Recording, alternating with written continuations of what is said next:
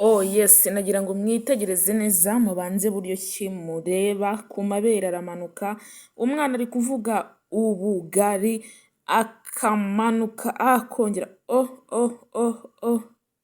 aha isi yarangiye. Oh yes, nagira ngo twinjire mu kiganiro cyacu cy'uyu munsi, mbaha ikaze kandi nizera ko mumeze neza, mumeze bo ahantu hose muri mu mpande zose z'isi mumerewe neza.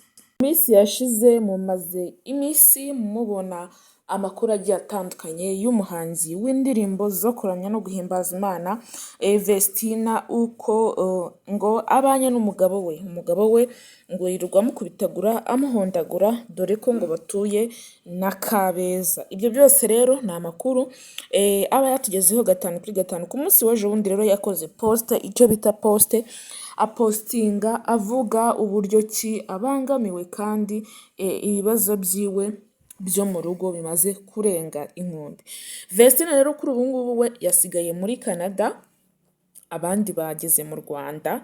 Urumva yuko twavuga ni gute yasigaye muri Canada abandi baje mu Rwanda? Ibyo birashoboka se kandi azi neza yuko umugabo we ahari. Ni ibiki bimeze bite? Kubera iki byagenze uko nguko agasigara muri Canada?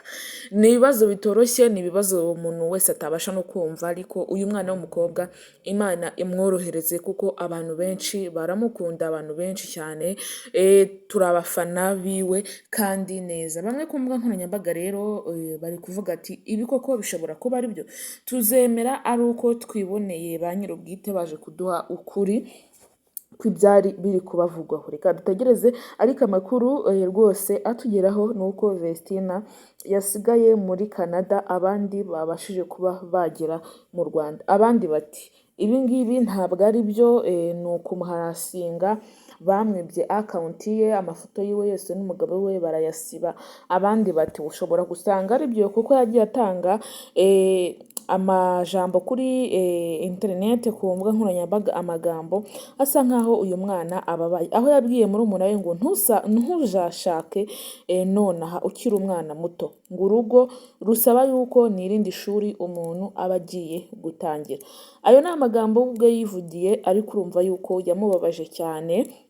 Ni ibintu bisa nkaho byamubabaje, ariko abantu bareba kure, ababyeyi bareba kure, ni ibintu bikomeye cyane. Ni ibintu bikomeye cyane kandi byatejeje urujijo ahantu hose, abantu bose bamukurikirana, abantu bose bamukunda. Ibintu rero bimaze kuba byafata intera ndende cyane ku mbuga nkoranyambaga, uko biba bimeze.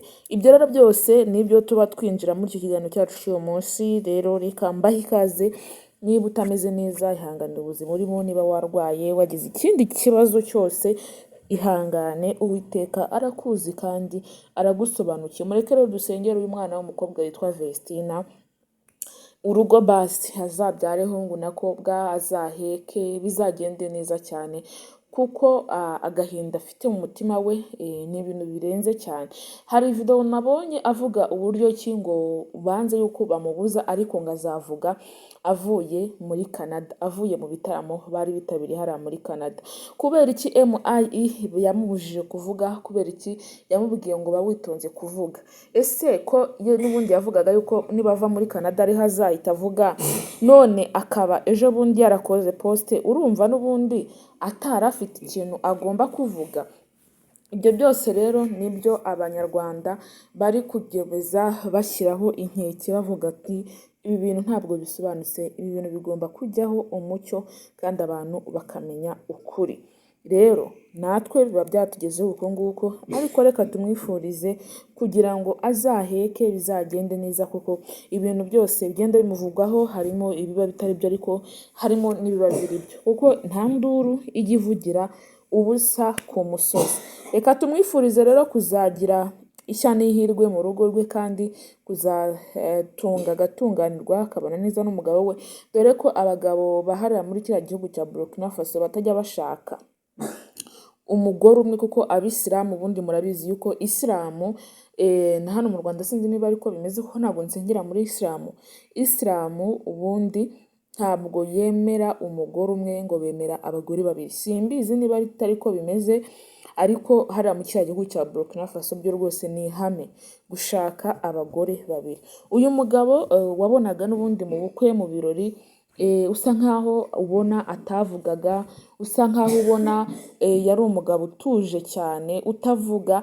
Abantu benshi rero bakanyomoza akavuga nti ibi bintu bizaramba cyangwa ibintu bizamara kabiri, ariko amezi 4 bari bamaranye yari amezi menshi. Reka twizere neza yuko hari ikintu kizahinduka, bakabasha basi babaho neza kandi bitabangamiye sosiyete nyarwanda ndetse nawe ubwe n'abakunzi biwe, dore ko bafite abakunzi benshi kandi babakunda. Divorce zo muri iki gihe noneho gukora divorce ushatse amezi 4 ni ibintu bibabaza kandi cyane. Vestina rero wacu turamukunda kandi tuba tumusengera ibyiza byose Nyagasani Yesu ajya atanga bigemuha. Kurindi rero MLN yarapostinze, yari yagiye hariya ku kibuga cya Arsenal aho ikinira, none harapostinga amafoto ye.